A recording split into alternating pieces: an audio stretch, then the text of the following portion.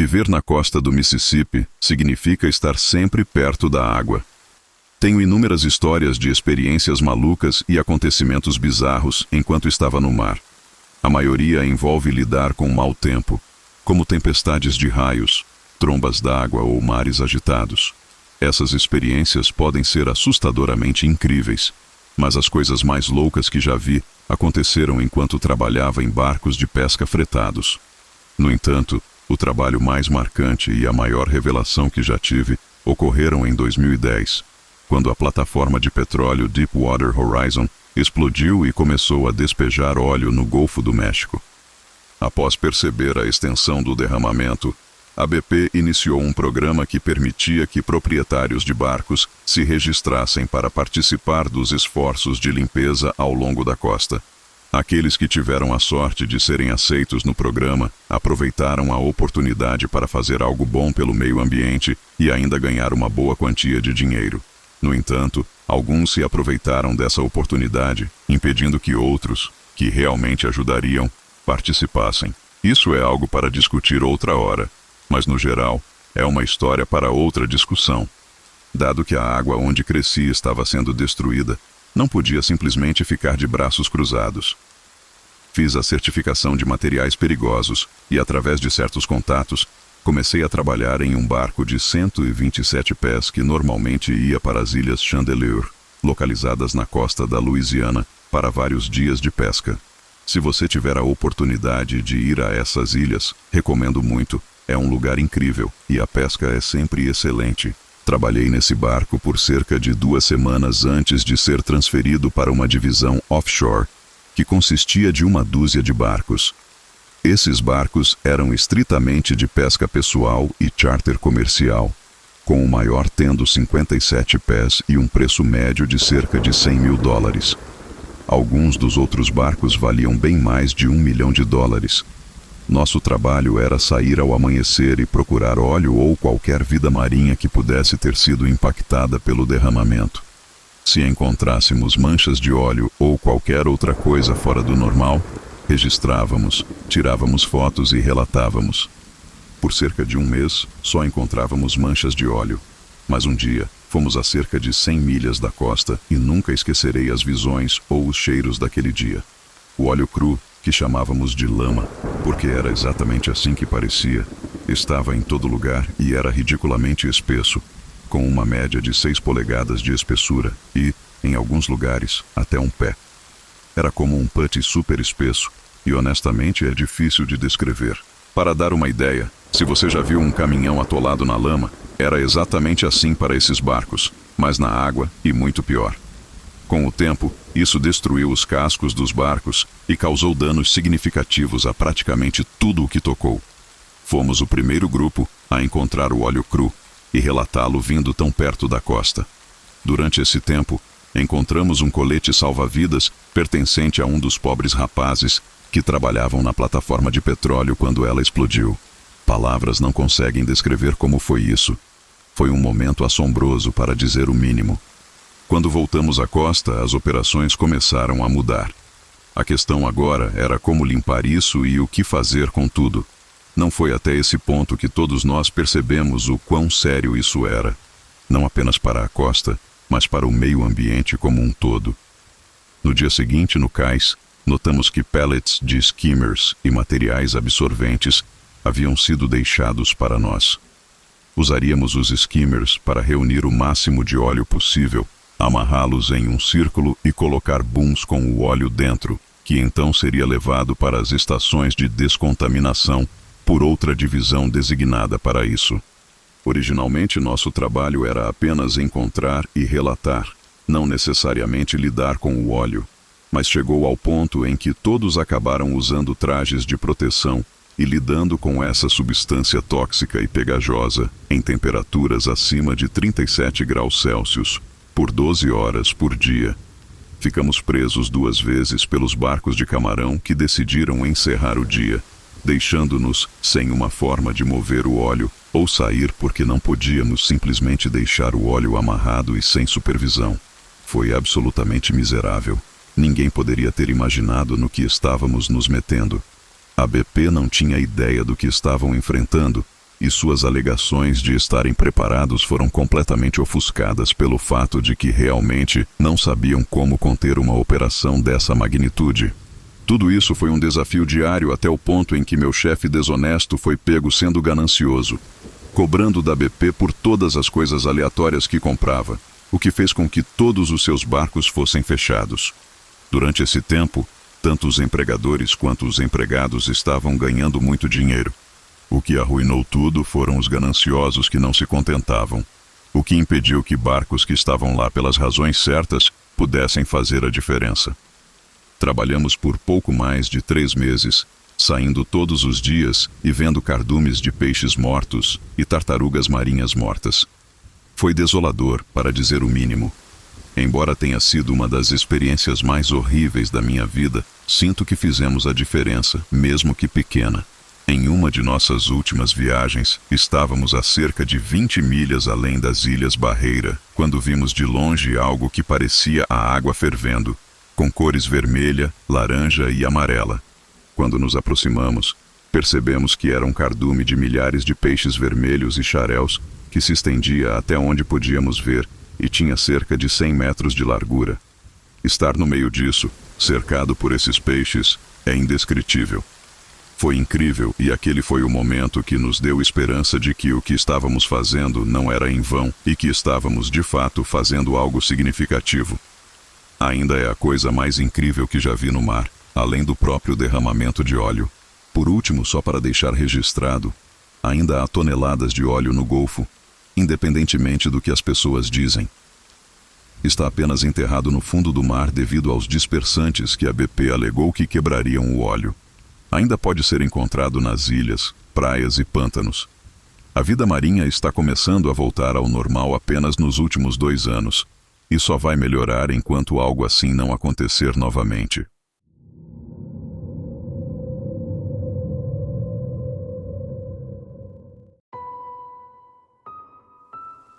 Meus companheiros de viagem entraram em pânico enquanto o pessoal militar a bordo começava a agir, gritando para que nos abrigássemos longe de qualquer antepara voltada para fora. Enquanto nos escondíamos debaixo de mesas e rezávamos por nossa segurança, podíamos ouvir o assobio dos projéteis inimigos passando sobre o navio. Era um som que ainda ouço nos meus pesadelos. Nosso navio civil tinha sido reforçado com um pequeno canhão na parte traseira, e ficamos esperançosos ao ouvir que estavam revidando. Mas, quando o navio balançou sob a força de um impacto direto, nosso canhão parou de atirar. Mais tarde, soubemos que o impacto havia atingido diretamente a tripulação do canhão, matando todos instantaneamente. Lembro-me do oficial Rowlandson correndo de um lado para o outro, carregando os feridos para o posto de primeiros socorros, com cada vez mais sangue manchando seu uniforme a cada viagem que fazia. Passei a ter grande respeito por aquele homem. Após outro impacto devastador do navio de guerra alemão, houve um anúncio no alto-falante do navio, ordenando que abandonássemos o navio. Encontramos alguns botes salva-vidas danificados quando chegamos ao convés, o que era muito preocupante, mas ainda conseguimos encontrar um bote intacto na popa de estibordo. Inflei meu colete salva-vidas, joguei meu casaco no bote salva-vidas e desci. Em teoria, as mulheres iam primeiro, seguidas pelos passageiros de primeira classe. Na realidade, era cada um por si. Havia muitas pessoas descendo a escada e alguns da tripulação estavam pulando no mar. Fomos forçados a baixar o bote salva-vidas cedo para evitar que ele fosse arrastado pelo navio que afundava. Então muitos da tripulação tiveram que descer pelas cordas para alcançar a segurança. Alguns escorregaram e queimaram as mãos, causando bolhas horríveis nas palmas e dedos. 2 homens ainda estavam descendo a corda quando começamos a afastar o bote salva-vidas do navio em chamas. O terror em seus olhos era algo que nunca esquecerei. Eles deviam ter pensado que estavam condenados. Todos os ocupantes do bote salva-vidas chamaram para que eles pulassem na água e nadassem até nós. Graças a Deus esperamos por eles, pois um dos homens era um médico do Sri Lanka, chamado Dasgupta. Que Deus o abençoe, pois ele tratou dos feridos o melhor que pôde enquanto remávamos para longe dos destroços em chamas do Britânia. Assistimos enquanto o navio alemão se aproximava para o golpe final. Ele estava hasteando a suástica, e meu coração ardia de ódio enquanto eles disparavam contra a linha d'água, enviando o Britannia ao fundo do oceano. Após 2 dias no mar, encontramos um bote inundado com 4 homens dentro. Ele virou repentinamente, mas conseguiram desvirá-lo e voltar para dentro. Isso aconteceu 2 ou 3 vezes. O comandante concordou em levá-los a bordo. Os dias no mar afetaram algumas pessoas. Após alguns dias, um homem vestiu seu casaco e se jogou no mar. Ele havia perdido a razão com o estresse de toda a situação. O comandante deu meia volta para resgatá-lo, mas era tarde demais. Suas roupas pesadas o arrastaram para o fundo do mar. Tivemos tubarões conosco praticamente o tempo todo. Eles podiam sentir o cheiro do sangue dos feridos e circulavam com suas barbatanas protrusas na água. Era de arrepiar os nervos. Eles nadavam até bem perto do bote às vezes, e eu podia ver seus olhos mortos nos olhando. Era horrível pensar que a morte certa estava a poucos metros de distância em qualquer momento. Após alguns dias sem tomar banho ou ter acesso a banheiros, 1 ou 2 pessoas sugeriram que nadássemos. Colocaram remos atravessados para segurarmos, e alguns de cada vez foram para a água. Fomos alertados para ficarmos atentos e, olhando para trás, devíamos estar loucos. Eu entrei, mas não nadei. Assim que entrei, fomos assustados por um grupo de baleias que tinha grandes barbatanas. Os tubarões eram os piores, mas o tamanho das baleias era algo impressionante. Eles poderiam ter destruído nosso bote salva-vidas com um só golpe de suas caudas. Aprendi mais tarde que o oficial Rowlandson foi resgatado de uma balsa pelo Cabode, um navio espanhol. E ele e a baronesa francesa, que era passageira, convenceram o capitão a continuar procurando. No sábado, dia 29 de março, vimos o Cable d'Or nos iluminado e lançamos um sinalizador que foi avistado por um vigia. Remamos em direção ao navio, que por sua vez fez o mesmo em nossa direção. Quando nos encontramos, o bote salva-vidas estava subindo e descendo com a maré, mas consegui subir a escada de corda, embora tenhamos caído ao chegarmos ao convés e tivéssemos que ser carregados até mesas. Queríamos água, pois isso tinha sido racionado severamente no bote salva-vidas. Eles então trouxeram sanduíches, mas os levaram embora quando pegamos um cada um. Levou cerca de 1 semana para me recuperar da experiência, que foi a pior da guerra para mim. Mas agradeço a Deus todos os dias por ter sobrevivido, pois houve muitas pobres almas que não tiveram a mesma sorte.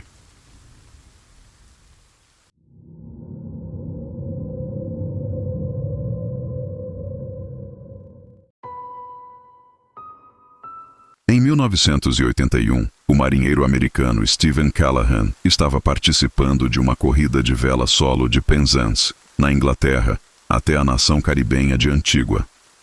Tendo estudado como arquiteto naval, Callahan era especialista no design e construção de todos os tipos de embarcações marítimas e passara a maior parte de sua vida vivendo a bordo de navios de corrida e cruzeiro. No entanto, pouco tempo após o início da corrida, o azar e o clima ruim danificaram ou afundaram os barcos de muitos participantes, incluindo o próprio barco de Callahan, o Napoleon Solo. Para sua consternação, ele foi forçado a abandonar a corrida, mas Callahan não era um desistente. De jeito nenhum. Ele estava determinado a completar a viagem, mesmo que o prêmio fosse apenas sua própria satisfação pessoal. E assim, após fazer os reparos necessários no Napoleon Solo, ele continuou descendo a costa da Espanha e Portugal e saiu para o Atlântico em direção às Ilhas Canárias. Vários dias depois, Callahan se viu navegando em ventos de força de tempestade que faziam as ondas quebrarem sobre seu pequeno barco de um homem só. A tempestade continuou pela noite, com Callahan lutando para manter a embarcação à tona. De repente, em meio à escuridão e aos ventos uivantes do meio do Atlântico, algo enorme bateu na lateral do Napoleon Solo. O barco balançou no oceano, um grande buraco em seu compartimento inferior, causando a entrada de água do mar. Callahan lutou para impedir que seu amado barco afundasse, mas não teve sucesso. A pequena embarcação foi dominada pelas ondas e ventos fortes. Callahan foi forçado a abandonar o navio, sozinho. Quando o amanhecer chegou, Callahan se viu à deriva no Atlântico em um pequeno bote salva-vidas, mas estava determinado a sobreviver ao desastre. pouco antes do Napoleon Solo afundar nas profundezas escuras do oceano. Callahan fez várias viagens de volta ao barco para garantir vários itens essenciais de sobrevivência, incluindo um saco de dormir, rações de emergência, uma pequena lança de pesca e um par de destiladores solares que produziriam aproximadamente meio litro de água potável por dia. Sendo o marinheiro experiente que era, Callahan determinou que sua jangada estava à deriva em direção oeste, devido às correntes oceânicas e aos ventos alísios.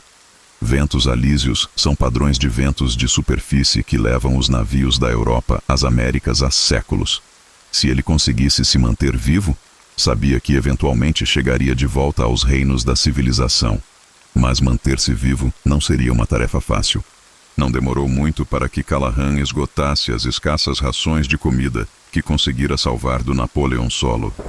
Se não encontrasse uma fonte alternativa de alimento, ele morreria lenta e dolorosamente de fome, sozinho e com medo nas águas abertas. Mas Callahan não tinha a menor intenção de morrer de uma maneira tão horrível. Ele pegou a lança de pesca que havia conseguido pegar de sua embarcação naufragada e começou a trabalhar. Um ponto interessante sobre destroços que derivam no oceano aberto é que eles frequentemente se tornam pequenos ecossistemas por si só, cracas que se fixam em detritos flutuantes, e a vida marinha microscópica que elas atraem acabam atraindo peixes de superfície, como o mahi-mahi ou o peixe-porco. Não demorou muito para que Callahan se encontrasse cercado por um ecossistema em evolução, que lhe fornecia alimento suficiente para se manter vivo. Callahan deve ter ficado encantado ao descobrir que se alimentar era muito mais fácil do que havia antecipado. Escolas inteiras de peixes se apresentavam para serem espetadas, mortas e comidas como uma valiosa fonte de proteína. Mas onde há peixes menores, peixes maiores inevitavelmente são atraídos. Callahan acordou um dia ao ouvir um leve batimento nas águas calmas ao seu redor. Ele saiu do abrigo de lona de sua jangada, esperando ver mais peixes mahi-mahi que estavam sustentando-o tão efetivamente. Mas era outra coisa. Algo que fez seu sangue gelar. Circulando o barco em intervalos quase perfeitos, estavam 3 grandes barbatanas dorsais. Tubarões estavam circulando a jangada. Eles podiam sentir seu cheiro. À medida que os tubarões se aproximavam, Callahan podia ouvir a pele de lixa deles raspando contra os lados finos de nylon da jangada. O ruído deve ter sido aterrorizante para ele, um lembrete claro de que havia coisas no oceano que estavam ativamente tentando consumi-lo, acabar com sua vida e tornar todos os seus esforços inúteis. O que é pior, havia todas as chances de que os tubarões perdessem a paciência e atacassem a jangada, causando danos irreparáveis à única coisa que estava realmente mantendo Callahan vivo. Ele teria que assumir uma postura ofensiva. Pegando a lança de pesca na mão, Callahan deve ter estado tremendo de terror enquanto se inclinava sobre o lado da jangada e começava a esfaquear os tubarões que circulavam com a ponta afiada da lança. Mas os tubarões são duros, e sua lança de pesca era mal feita. Não demorou muito para que a faixa de propulsão de borracha e a ponta da lança se quebrassem, tornando a lança inútil. Mas Callahan simplesmente amarrou uma faca ao eixo da lança quebrada e continuou sua corajosa defesa de sua jangada. No entanto, não foram os tubarões que se tornaram a maior ameaça à vida de Callahan. A maior ameaça viria de suas próprias necessidades de sobrevivência. No 44º dia à deriva, a bordo de sua jangada, Callahan estava pescando usando sua lança improvisada quando pegou um grande peixe mahi-mahi.